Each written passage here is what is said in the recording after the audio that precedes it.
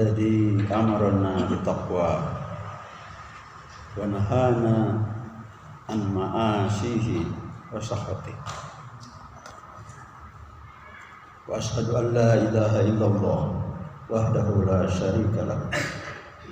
Wa asyhadu anna sayyidana Muhammadan abduhu wa rasuluh. Sallallahu alaihi wa ala alihi wa sahbihi ajma'in. Amma ba'd. Ya ayuhan nas, usikum wa iyaya bittaqwallah. Faqad fazal muttaqun. Wa qala ta'ala a'udzu billahi minasyaitonir rajim. Inni ja'ilun fil ardi khalifah. Al-ayat. Sidang jemaah yang berbahagia,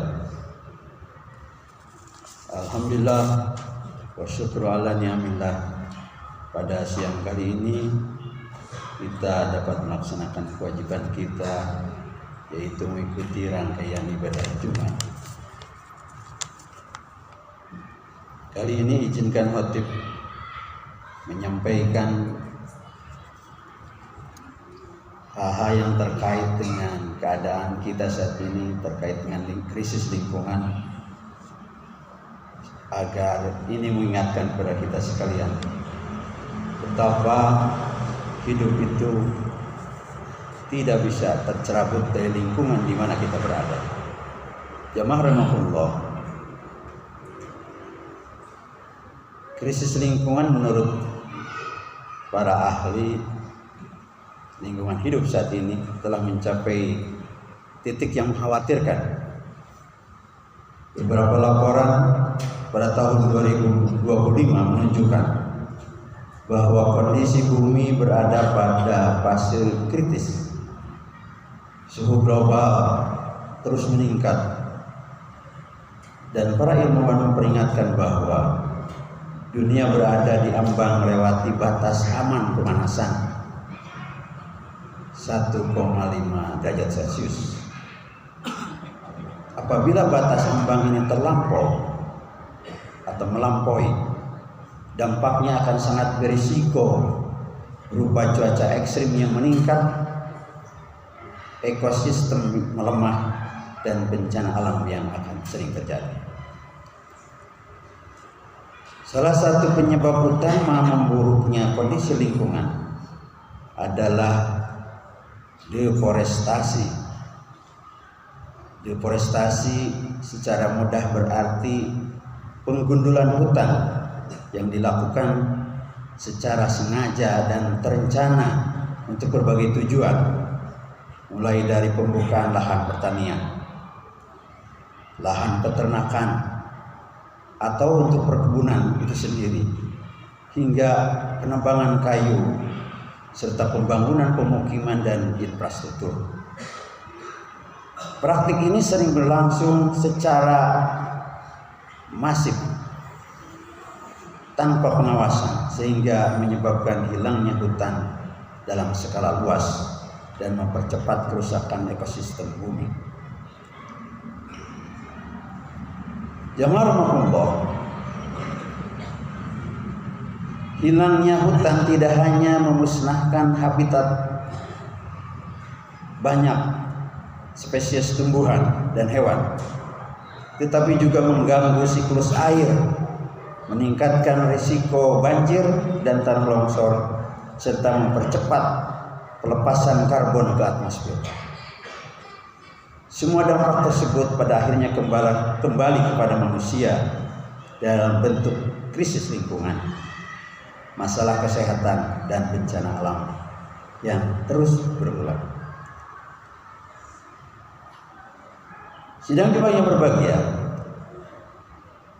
padahal sesungguhnya alam adalah ciptaan Allah yang wajib dijaga dan dilestarikan, di mana di atas bumi ini kita hidup, memperoleh rezeki, dan menikmati segala sumber kehidupan. Semua itu merupakan amanah Allah yang diberikan kepada manusia sebagai makhluk yang dipilih sebagaimana ayat yang dibacakan khatib tadi, kita sebagai khalifah fil ardh. Karena itu sebagai khalifah kita diharuskan, ditugaskan untuk memelihara dan memakmurkan bumi hingga akhir zaman. Lalu apa yang dapat kita lakukan? Karena persoalannya sangat kompleks. Untuk itu pada kesempatan yang berbahagia ini, mari kita coba sederhanakan persoalannya. Mari kita melihat tahapannya secara sederhana, bagaimana agar lingkungan terjaga. Kalau kita melihat panduan yang diberikan oleh Rasulullah SAW, walaupun konteksnya berbeda, setidaknya sudah 1447 yang lalu, tetapi beliau sudah memberikan prinsip-prinsip menjaga lingkungan melalui hadis-hadis. Di antaranya misalkan untuk memelihara pepohonan, menjaga kebersihan lingkungan, serta tidak boros terhadap sumber daya alam. Dan itu sekaligus menjadi nilai ibadah ketika kita melaksanakan upaya-upaya menjaga lingkungan. Hadis pertama ini berasal dari Anas bin Malik. Seringkali khatib menyampaikannya yang berbunyi, "Ma min muslimin yagrisu gorsan au yajra'u zar'an wa yaqulu minhu tayrun aw insanun aw bahimatun illa kana lahu bihi shadaqatun." Tidaklah seorang muslim menanam pepohonan keras atau menanam tanaman bibijian, lalu pepohonan maupun tanaman itu dimakan oleh burung atau oleh manusia yang lain atau oleh hewan ternak, itu semua melainkan menjadi sedekah baginya. Hadis diriwayatkan oleh Muslim dan Bukhari. Bukhari nomor 2320 dan Muslim 1593. Apa maknanya?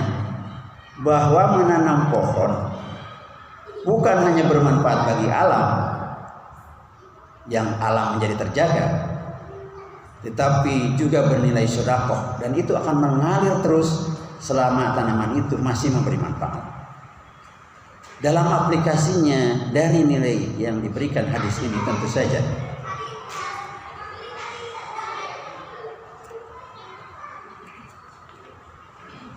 saja kita bisa mengikuti program-program yang sudah dicanangkan oleh pemerintah maupun program-program yang dilakukan oleh komunitas-komunitas, atau mengikuti kegiatan kreatif kita masing-masing sebagai seorang muslim seperti yang ditunjukkan oleh hadis tadi. Pemerintah dalam hal ini sudah mengingatkan kita. Kalau di tingkat Jawa Barat provinsi itu namanya ada program Leuweung Hejo. Di tingkat Kementerian Agama di pusat juga ada program namanya PPLIN, Pengantin Peduli Lingkungan. Itu semua nilainya sama, semangatnya sama, bagaimana menjaga lingkungan dengan upaya menanam pohon. Jemaah rahmatullah, hadis yang kedua ini tentang pemanfaatan sumber daya alam yang harus hemat atau sesuai kadar keperluan.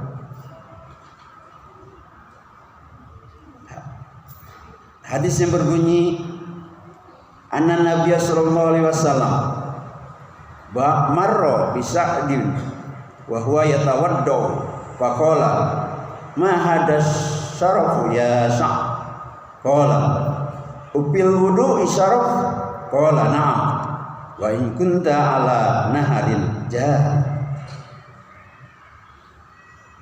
Sesungguhnya Rasulullah SAW bertemu Sa'ad bin Abi Waqqas, kemudian beliau menyapanya, janganlah berlebih-lebihan menggunakan air. Lalu Sa'ad bertanya, janganlah menggunakan air secara berlebihan dalam berwudu. Lalu Sa'ad bertanya, apakah dalam wudu ada berlebih-lebihan? Kemudian Rasul menjawab, ya, sekalipun engkau berada di sungai yang mengalir, Apabila menggunakan air itu berlebihan, tentu itu menjadi tidak baik. Hadis diriwayatkan oleh Ahmad dan Ibnu Majah. Tentu makna dari menghemat air dalam hal ini termasuk menghemat seluruh sumber daya alam yang ada adalah bagian dari ibadah. Bahkan kendati pun ibadah wudu itu adalah untuk menyempurnakan ibadah kita dianjurkan untuk tidak boros menggunakannya.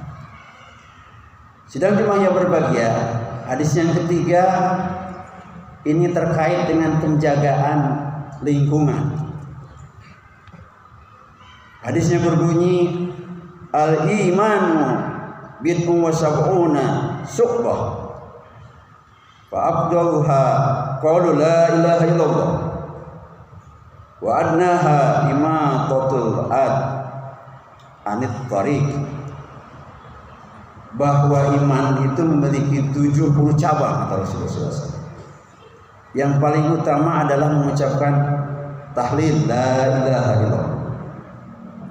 Dan yang paling rendah dari 70 cabang itu adalah menyingkirkan gangguan dari jalan. Hadis diriwayatkan oleh Bukhari dan Muslim. Makna dari hadis ini tentu saja aktivitas apapun yang sederhana sekalipun, misalkan membersihkan jalan dari sampah, duri atau lain sebagainya, itu adalah menunjukkan iman sekaligus menjaga lingkungan. Dalam hal ini tentu saja program ini sangat familiar yang diantara kita tinggal kita dapat melaksanakannya. Dari ketiga hadis ini jamaah rahmatullah menegaskan bahwa Islam mengajarkan kepedulian terhadap lingkungan sebagai bagian dari ibadah kita sehari-hari. Sampai aktivitas sederhana yang kita lakukan bisa bernilai pahala besar jika diniatkan untuk kebaikan dan keberlanjutan keseimbangan alam. Barakallahu li wa lakum.